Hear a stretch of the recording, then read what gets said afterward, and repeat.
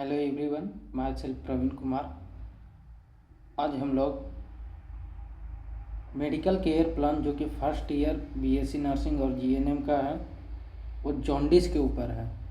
तो मैं उसका वीडियो आप लोगों को बना के दे रहा हूँ। इसके ऊपर कमेंट करें कि आगे आपको कौन सा चाहिए और किस टॉपिक पे चाहिए, उसके बारे में बताएं और अपने दोस्तों में भी शेयर करें ताकि वो भी लिख सके, क्योंकि फर्स्ट ईयर में बहुत ही प्रॉब्लम होता है लिखने में। इसी के लिए मैं आप लोगों के लिए ये वीडियो लाया हूँ। जैसे कि medical care plan on jaundice.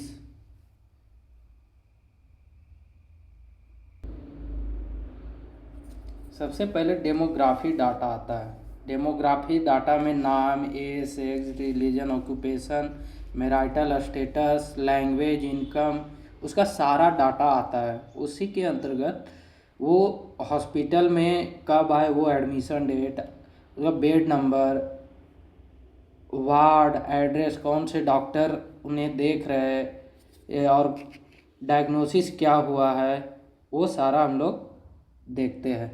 ये रहा डेमोग्राफिक डाटा।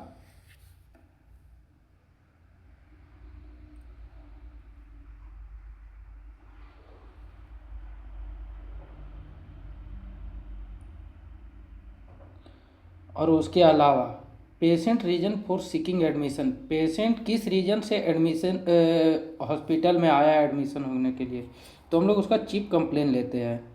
चीफ कंप्लेन में पेशेंट को क्या क्या है, जैसे इसमें है vomiting, discoloration of eye, swelling of leg and abdomen. फिर उसके बाद उसका हिस्ट्री कलेक्शन हम लोग क्या करते हैं कि उसको पास्ट में कुछ हुआ था इससे रिलेटेड बीमारी या नहीं, या अभी अभी हुआ है उसके बारे में। तो ये वही लिखा हुआ है, हिस्ट्री फॉर प्रेजेंट इलनेस जो अभी है उसके बारे में, और हिस्ट्री ऑफ प्रीवियस इलनेस जो पहले हुआ है या नहीं हुआ है उसके बारे में।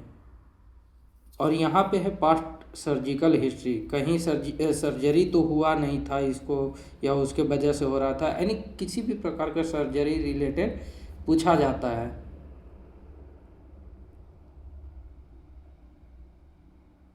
फिर उसके अलावा फैमिली हिस्ट्री,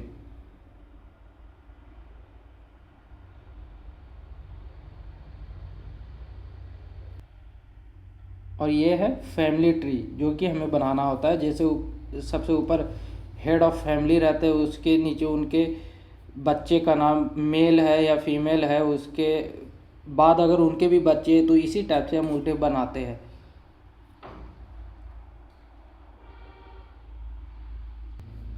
जो गोल साइन होता है वो मेल का होता है, सॉरी, गोल साइन जो होता है वो मेल का नहीं फीमेल का होता है, गोल साइन फीमेल का होता है। और जो ब्रैकेट होता है स्क्वायर वो होता है मेल का। अगर किसी कोई बीमार है, मेल हो या फीमेल, उसको कैसे इंडिकेट करेंगे, तो उसको इंडिकेट करने के लिए यही ब्रैकेट में लाइनिंग डाला जाता है। अगर गोल में है तो वो फीमेल हो जाएगी, अगर ब्रैकेट में लाइनिंग है तो वो मेल हो जाएगा। ठीक है, उम्मीद है इतना लिख लिए होंगे आप लोग। तो आगे में हम लोग देखेंगे, जैसे कि पहले देखा फैमिली हिस्ट्री, फिर उसके बाद ट्री। अब कंपोजिशन में सबसे ऊपर हेड का नाम होता है, जो हेड होते हैं। तो इस फैमिली में जैसा कि आपने ट्री में देखा होगा, तो यहाँ पे हस्बैंड, सेल्फ खुद वाइफ जो पेशेंट थी, और एक डॉटर है, दो डॉटर है उनकी, एक दिव्या और एक सोनी। ये हुआ कंपोजिशन।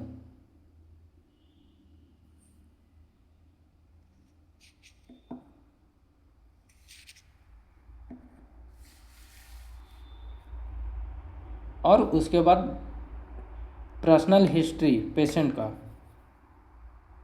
जैसे पर्सनल हिस्ट्री में डाइटरी पैटर्न, वेजिटेरियन है या नॉन वेजिटेरियन है, स्लीप रेस्ट पैटर्न, कितना घंटा वो सोते हैं,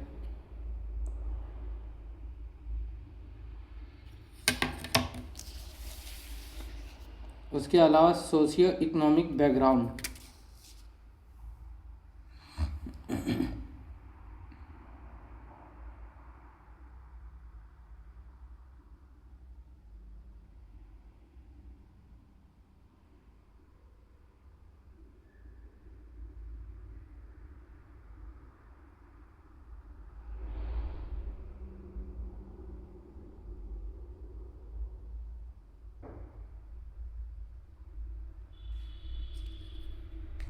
मेंस्ट्रुअल हिस्ट्री, क्योंकि ये फीमेल पेशेंट है, मेल में ये नहीं होता है।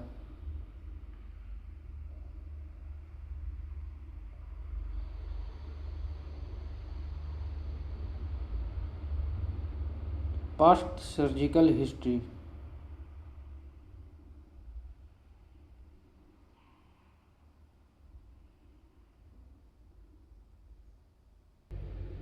फिजिकल एग्जामिनेशन है। Name, age, sex. अब वाइटल साइन जो हम पेशेंट का लेते हैं हॉस्पिटल में, अगर पोस्टिंग लगा हुआ है तो हॉस्पिटल में हम किसी भी पेशेंट का हिस्ट्री पूरा लिखते हैं रजिस्टर से, या फिर उनसे पूछ के केयर प्लान बनाने के लिए। तो ये वही है वाइटल साइन। उसके बाद लिखिएगा आप लोग आगे।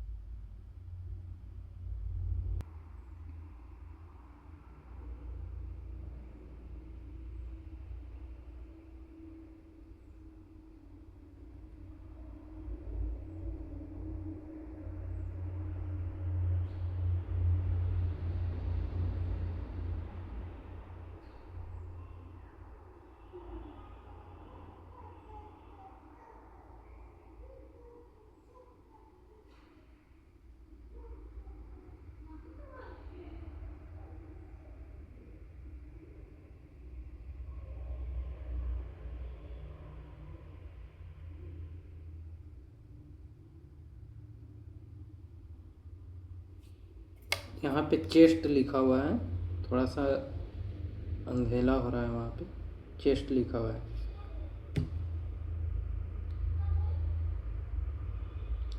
केयर प्लान बहुत ही ज़रूरी है, क्योंकि जब हम लोग प्रैक्टिकल देने जाते हैं तो प्रैक्टिकल में केयर प्लान लिखाया जाता है।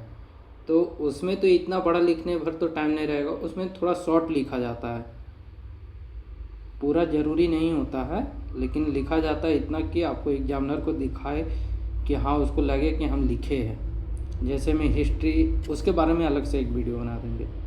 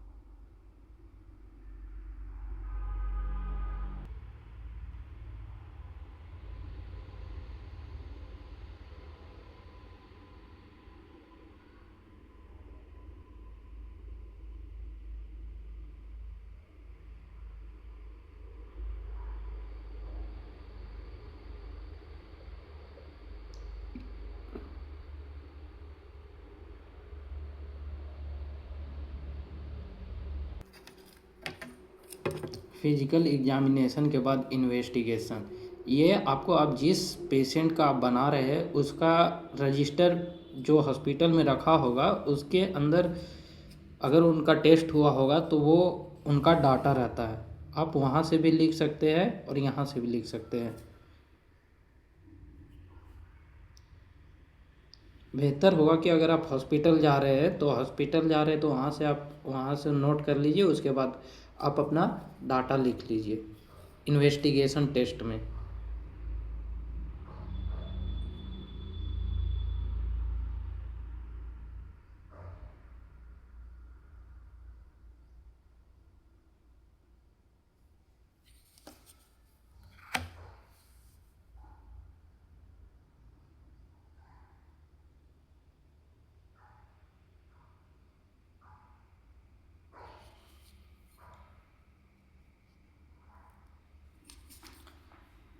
फिर मेडिसिन नेम, क्या क्या मेडिसिन चल रहा है पेशेंट को, मेडिसिन नेम, उसका डोज कितना है, रूट क्या है, फ्रीक्वेंसी कितना दे रहे हैं, ओडी है, एसओएस है, टीडीएस है, बीडी है, और उसका मैकेनिज्म ऑफ एक्शन, और उसके अलावा साइड इफ़ेक्ट और नर्सेस रिस्पॉन्सिबिलिटी, नर्सेस का क्या क्या रिस्पॉन्सिबिलिटी होता है।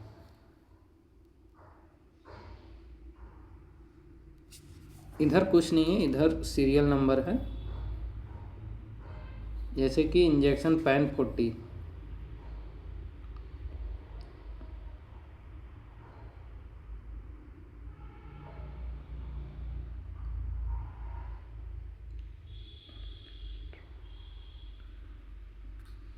इंजेक्शन एल्डेस्ट्रॉन है।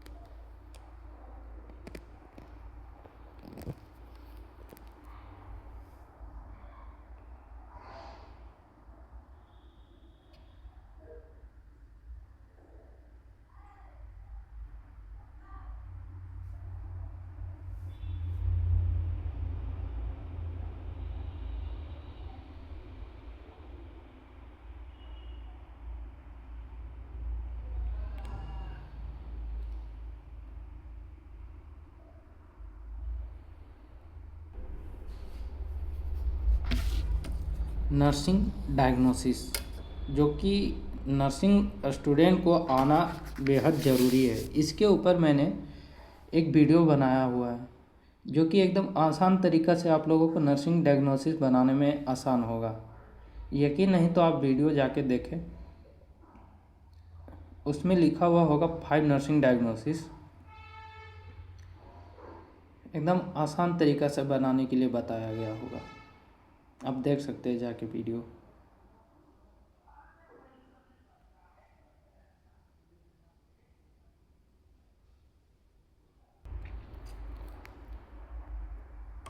यह है डायग्नोसिस चार्ट, जिसमें असेसमेंट, डायग्नोसिस, गोल, प्लानिंग, रेशनल, इम्प्लीमेंटेशन, इवैल्यूएशन। देखिए, सब्जेक्टिव डाटा जो पेशेंट खुद से बताता है, ऑब्जेक्टिव, इसका ट्रिक अगर हम लोग ऐसे जाने तो ऑब्जेक्टिव मतलब ऑब्जर्व मतलब हम लोग खुद से ऑब्जर्व कर रहे हैं, तो ऑब्जेक्टिव डाटा हो गया। जो बच गया वो सब्जेक्टिव डाटा, वो पेशेंट खुद से बताएगा। और डायग्नोसिस जो हम लोग यहाँ पे जो डायग्नोसिस लिखे हैं उसी का पहला अगर डायग्नोसिस हम लोग यहाँ पे लिख रहे हैं। फिर गोल क्या है, जिसमें इम्बैलेंस न्यूट्रिएंट्स है तो हमें गोल क्या होगा, तो गोल होगा कि न्यूट्रिएंट्स को प्रमोट करना है। प्लानिंग करेंगे कि प्लानिंग करेंगे कि जो न्यूट्रिएंट्स इम्बैलेंस हुआ है वो कैसे ठीक होगा। और रेशनल वो सही है या नहीं है, पहले वो जांच करेंगे जो हम लोग प्लानिंग बनाए, उसके बाद उसको इम्प्लीमेंट करेंगे। इम्प्लीमेंट अब हो गया, अब उसका इवैल्यूएशन देखेंगे कि क्या रिजल्ट आया है।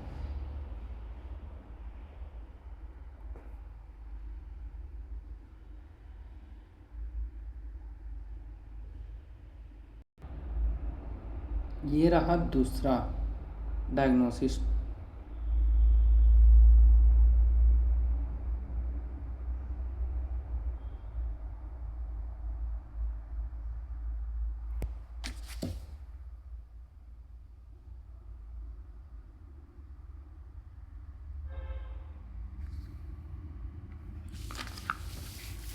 और ये है तीसरा डायग्नोसिस।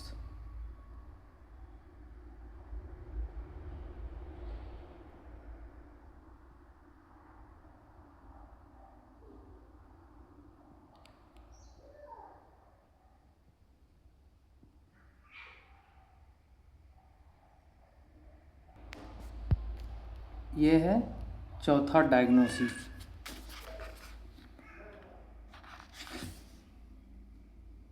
क्योंकि हमने 4 डायग्नोसिस लिखा था।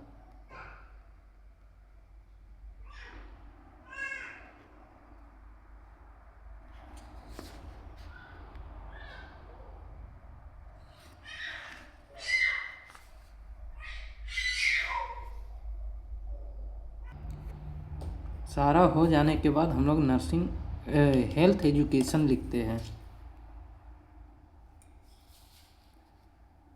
हेल्थ एजुकेशन लिखने का पर्पस होता है क्योंकि ये जो हेल्थ एजुकेशन है ये हम अटेंडर को समझाते हैं। जो पेशेंट है, पेशेंट समझने लायक है तो पेशेंट को या फिर उनके अटेंडर को बताते हैं। जिसमें मेडिकेशन है, डाइट है, कैसा खाना खाना चाहिए, और एक्सरसाइज के बारे में है।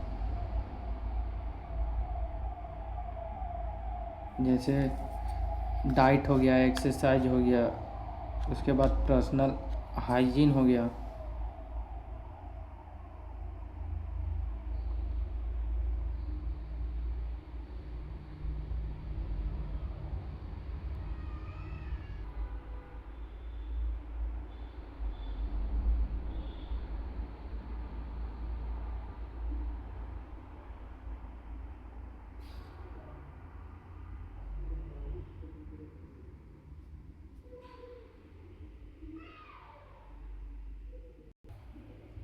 समरी है जो हम लोग पूरा बनाए उसके बारे में कंसाइज करके यहाँ पे लिखा हुआ है।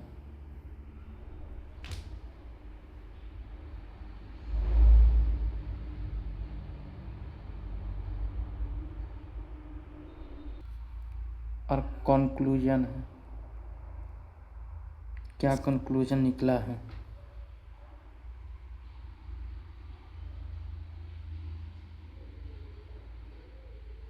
तो